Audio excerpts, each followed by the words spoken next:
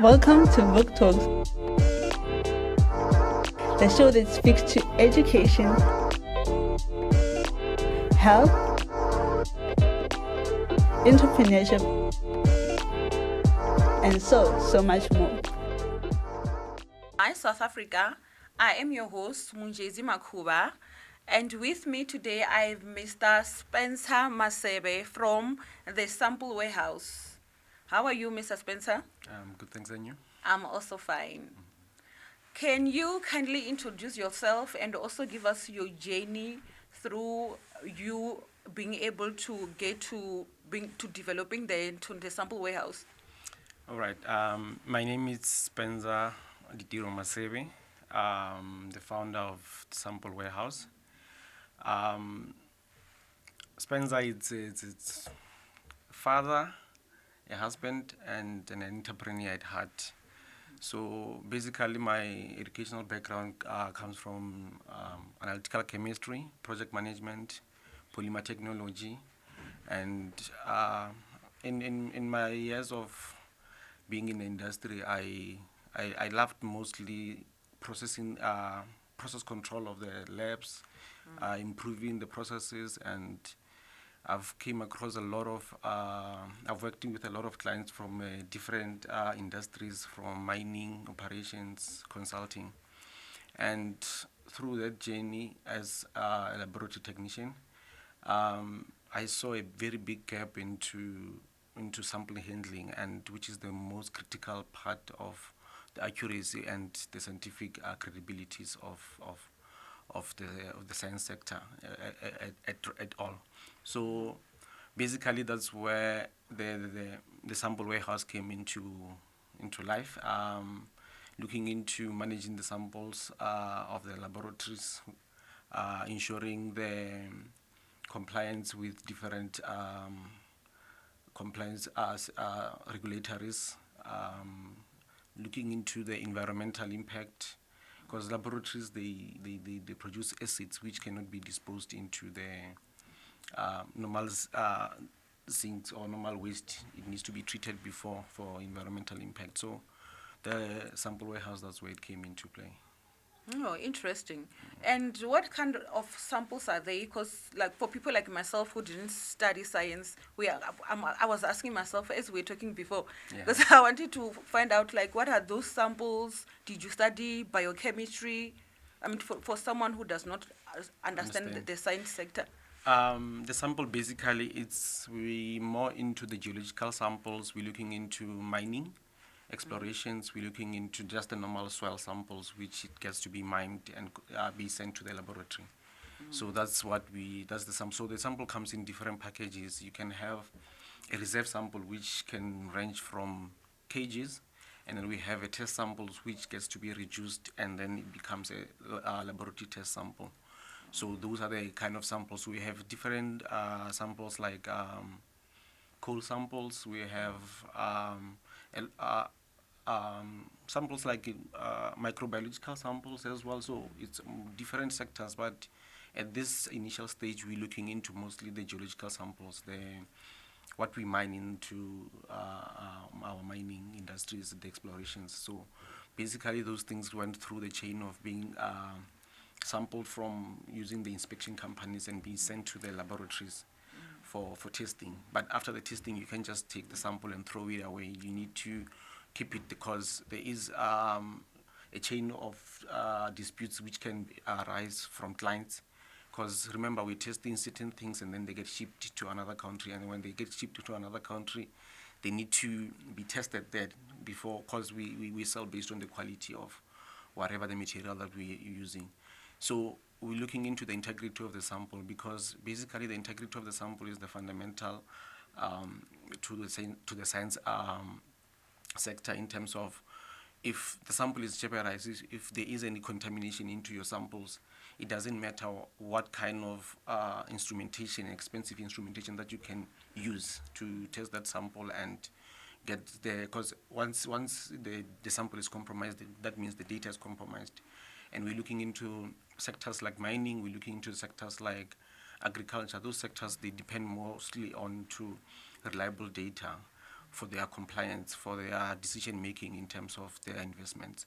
So the handling of the sample is one of the utmost important, and it's one of the things that most of the laboratories, they don't really have specialties into it. That's where the company comes in terms of providing the specialized we customize the specialized for clients to do the processes for their samples, to store their samples into making sure that the integrity of the sample is protected so that it can have a reliable data that we can get from there, yeah. Oh wow, it's quite interesting. And when you mentioned the integrity and validity, I'm so curious when it comes to that. Like, how do you like ensure that the item is valid and reliable? Because you've mentioned that you try by all means to ensure that the sample is not impacted in anyhow. So how do you ensure that it's valid? From the collection points, basically there is a lot of techniques into well-recognized techniques for sampling, which gets to be done by most of the inspection companies. The transportation of the sample is the crucial thing as well. You don't just take a sample and put it, because the sample is a representative of whatever the section that you want to be studying in that moment in time. So if you transport them and the sealing are not properly being done, or the temperatures, some of the samples, they are temperature sensitive. So you need, for example, you need to provide some kind of refrigeration in terms of transporting those samples, because the biggest thing is how do you ensure that the sample that is being tested into the laboratories are what they represent exactly what you took from there. So we look into those practices based on the samples, based on what kind of sample we are dealing with, what analytes of interest are there. So we're looking into proper temperature, proper transportation, ensuring that they are well marked, they are well labeled, and there is a proper traceability in terms of where to represent the entire site where we need to be testing in terms of that, yeah. Wow, that's interesting. I'm sure science geniuses will be so intrigued to hear this. Yeah. So, wow, this is so fascinating. And what inspired you to start into the sample warehouse? To start the sample warehouse mostly was from the field, because I went into the field. So basically, I'm one in my professional. I'm a client to my business. So basically, I've been into the field and I've seen that gap in terms of we once had a project where the client sent the sample before. We tested the sample, and the client sent the sample again. On a later stage, we tested the sample, but the results became different, and there was a dispute from the client saying that there's something wrong with the testing facilities. Up until we had to take the samples to another lab to verify our findings and to find that the results came the same way that we initially reported. So that showed a lot of gap in terms of this handling, where the sample of this client was sitting throughout those whole months, because there was a 3 months period into it. So that means where the sample was being stored, there was some changes in terms of that sample. Hence, we are not able to get the same results as the initial one which was submitted. So it sparked that thing that there is a lot of handling in terms of it. And you know what they say in terms of if you put garbage in, you get garbage out. So Yeah. if your sample is contaminated, if it's not being protected from the collection point to the analytical lab for testing, it doesn't. The data that you're going to be getting from there is unrealistic. So it's more of seeing that gap of in the science sector in terms of making sure that the data is reliable. It's where the source of the sample, which is where the source of the material that we want to test. So that's where the sample came in. Yeah. Oh, okay. So, how long can a sample to stay contained for the data to be valid? It depends on the type of sample. Is it a solid sample? It depends on the kind of test that you've been looking for, because it degrades as the time goes by in terms of certain characteristics might change, certain can be intact. So Hence, I'm saying it depends mostly on in terms of the solutions. If it's a solution sample, is it preserved? Does it need refrigeration for it to be stay for? Because we do have ones which we can stay for 1 year to 2 years, 6 months. So it just depends mostly on the samples, but. In terms of the integrity goes with the temperature, because all of those things there is a guideline in terms of the material and it's like giving an example of putting your meat in a fridge. It can last for longer, but if it's not in a fridge, it's those kind of things that we look into it. Yeah.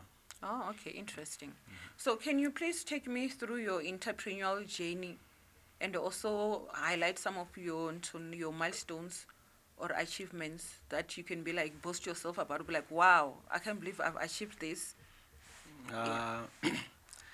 I'd say I've been in an industry, but one step out of my 1 feet was out. So basically, I started with a sanitizer business, mostly in COVID. Most businesses started in COVID. Yeah. Oh. So used to sell this other product up until I met a guy who's into manufacturing. They had a manufacturing hub where they do the sanitizers, and then I'll sell their products.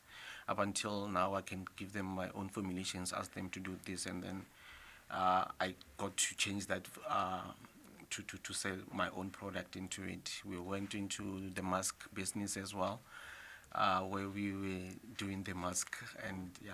I'm sure you made a lot of money, hey? Because during those times we were all afraid of COVID, especially myself. I was very anxious. I would sanitize myself left, Yeah. right, and center. I would even sanitize my phone. Yeah. Because that's how I was afraid of getting Yeah. COVID. Yeah. So, but as the time goes by, so the business didn't do well, obviously because of the COVID. Was gone. But there's a lot of of bit of business that I've tried, but there's one that was always in my heart, because I registered this business back in 2022, having the fear to start this business, having the fear to start the business. I had some few consultants. I remember there is one guy who's late. He once came to the lab and complaining that the wife is sick and tired of seeing the samples on their driveway because they didn't have any place to put them. They are private consultants. So they put the samples just in a driveway, and then the husband, the wife was always having a problem with the samples on the driveway. So it's part of those things, and I saw a gap in terms of how can I solve those kind of things as well. Okay, like, wait a minute. The samples on the driveway, I'm very curious when it comes to that. How did It's that like happen? you're a private consultant, so Yeah. you do have a mind that you are being servicing. You take samples to the lab, and then you do the interpretations. You report back to that. So, but now you don't just take a sample and throw it away. At some point, you need to keep it up until certain process is done. Yeah. So now you still have that actual sample with you, which you don't have any place to put in. That's where now the sample, you can contact the sample warehouse to just come and put the samples for you and then into their warehouse, and then you can get it in any time that you want, instead of taking that sample and putting it in your driveway waiting for any instructions from your client. Oh, okay. So basically, the concept of the sample warehouse comes from the similar concept of the document warehouse. I don't know if you have heard of the document warehouse. No, not really. The document warehouse, it's more of, if you have documents from your business that you cannot lose, you can take them to the document warehouse and they keep it for you. You can direct them on how you want them to be. So there is technologies that they put into to protect your integrity of your documents. So if you want your document online, you can have it. If you want it on hard copy, you can order the document. So the similar concept comes with the sample. The only specialty is the samples. So basically, you can store your samples for as much as time that you need. If you want the samples to be sent to a different laboratory for certain tests, you can send the instructions for for the warehouse to process those things, either way around. So basically, we just into the management of your samples, making sure that each and every steps in terms of the movement of the sample, the storage of the sample, is intact. There is no risk of contaminations in terms of your sample through its storage period. Okay. So how do you see your business contributing to the South African scientific sector? As I mentioned, that the sample is the fundamental into the science, is the fundamental for credibility, for credentials. Sorry. So what happens is with the business being able to with the business being able to protect the integrity of the sample, it means it contributes into the industry, into the scientific industry, based on the fact that the integrity of the system and the documentations of each and every sample is being done properly. So it raised the standards of the scientific data that we produce into the country. Okay, so what are some of the challenges that you faced, and how were you also able to address them when it comes to your business being in the scientific sector? The biggest thing that we have was more of awareness in terms of the sampling, handling of the samples into our field. So basically, the awareness of the importance of the sample as compared to the awareness of all other sections which contributes to your final results. So the awareness that the sample is one of the most critical part, which it's overlooked, and it's the one that holds the credibility of the entire science sector in terms of the data that we produce. Interesting. So what are some of the gaps or opportunities when it comes to the sample management and to the services? The gaps in the service, I see a lot of gaps in terms of basically the handling of the samples, ensuring that we do not have any lag times in our productions, making sure that the laboratory becomes so effective. How do we integrate our LIMS, which is our laboratory information system, into any AI-based or anything which could enhance the efficiencies of the lab, which means it cuts down all the lag time that we have in productions, and making sure that we having a good innovative, which can be like a system which can be integrated with the LIMS to manage the entire process of the samples, because I don't think there is any system in place at this moment. It's just the LIMS which we have, which is the laboratory information system, but the integration between the handling of those storage, I think it's mostly weakened in most of the industries. Oh, okay, because I wanted to ask, what is LIMS?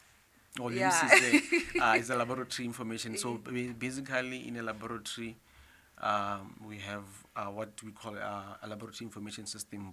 Basically, there's a body called SANAS, which is mostly the accrediting body. So there is one body, ISO 17025, which is mostly the laboratory information system. So it's a guidelines of how to work with your laboratory test work, how to set processes into your lab, how to be compliant with the international standard. So that is the LIMS laboratory management. Interesting stuff.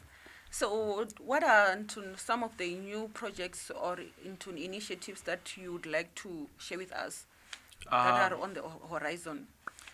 We're busy working underground. We're busy working on a project initiative called Waste to CRM. So basically, we are in a process of turning the sample waste. So basically, we can collect the sample waste. It depends on the kind of. So we're looking into samples which were previously tested. So which means there is a data from those other samples. So we can collect those samples, and we're looking into doing CRMs, which are the certified reference materials. This helps in terms of the certified just to give you a background on the certified reference materials are materials which are certified, which means there is bodies which are working in terms of getting a bulk of material, processing it, certify that material. So they sell it to laboratories. Mostly we buy them internationally, so it's going to help in terms of cutting off those imports and everything, because it's even taking more time to get those things here. So we're looking into producing the CRMs with the all samples.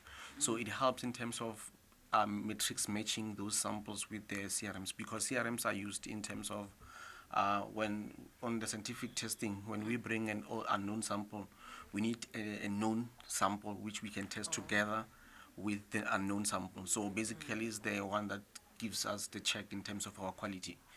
So if we have a CRM which is developed from similar matrix matches the samples as they come in, because now if we take your a client A samples, let's just say you have a client A which has this certain material, we turn it into a CRM, and then we have the certified value. If the client A comes with the samples, the sample and the CRM, their matrix match, then the quality can be enhanced, and also the cost of importing and everything would go down. So we're looking into a project to take the waste in terms of and beneficiating it into CRMs, and we can be able to sell the CRMs and to the end users. Wow, that sounds very scientific. Yeah, so it helps. It helps in terms of the recycling processes as well. Because before you recycle something, before you can do anything, you have to look into the 5 Rs, which are where you have to look into, can you reuse it before you can reprocess it or anything. So you're looking into whatever that is going to be beneficial to the environment. So turning into something that was going to be disposed and turning it into something meaningful and useful, it contributes more in terms of that. Oh, okay. I'm someone who values work-life balance a lot. So tell me, like, how do you balance your work and your personal life? And what are also some of the activities or hobbies that help you to recharge after a hard day from work or just after a long week? The work balance, it's really a difficult one to do, more especially when you're starting something from ground and from in my situation. But one of the biggest things that I love being outdoor. So anything, camping, climbing the mountains, doing all those. So the biggest thing that I love is being out there and capturing the moments. I love content. I do have. I also love content as well. Taking pictures, videos. Pictures People and should video. see what I was doing, Yeah. and they should feel it. They should feel it. So every place that I visit, so yeah, I'm just a training junkie. I just love being out there. I'm taking a shoot. I do have a company called Expedition Adventure Solution, which is the company which provides mostly the outdoor shoots. So I go out there, enjoy myself, taking content, commercializing it back into taking my hobby and making profits out of my hobby. And even recently we had a very beautiful collaborations with one of the Joburg tour called Micro Adventures, which we're doing one of the tallest VFR, it's a mountain climbing down into Tugela in Drakensberg. So yeah, that's mostly what I love doing. I love to do in terms of on my free space and my free time. Yeah.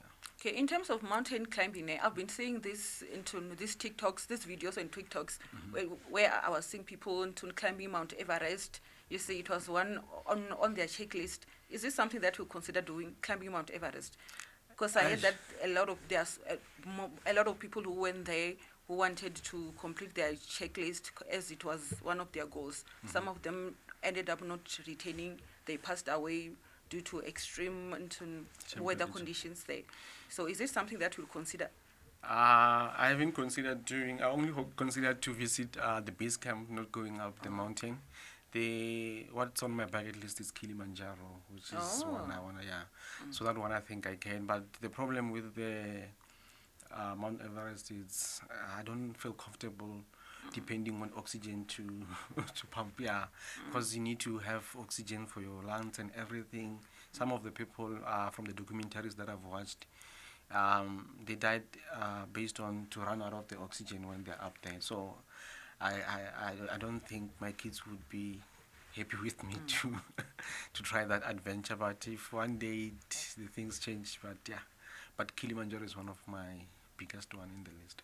Okay, that's interesting. I thought maybe you wanted to raise the South African flag by going there. Then No. you arrive on top of the mountain, then you put our flag there. Now there is a lady, I forgot her name. There is a lady, apparently she's one of the first lady to climb the Mount Everest. I think she's from around here. in South Interesting. Africa, Have to check it out. Yeah. So, what one piece of advice would you give to aspiring entrepreneurs? This one I even heard it here. Can I just give it? So, with that one, I would say to them that solve a real problem, not just what looks like a profitable on paper. If you're close to a problem, you will stay motivated, and you will innovate in meaningful ways. And remember, success doesn't come from doing everything yourself. Build a team, create systems, and never stop learning. Also, don't underestimate the value of relationship. They are just important as your business plan. Wow, Yeah. wow, that's powerful. I hope they are listening. I hope you're watching. Those are some very wise words. Yeah, thank Yes. And last but not least, where can we find you on social media platforms? We are on LinkedIn, the Sample Warehouse.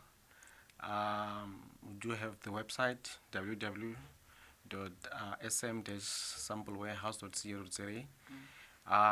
My ex Sample Warehouse, Facebook Sample Warehouse, Instagram. I think we are not yet there on the Instagram page, yeah.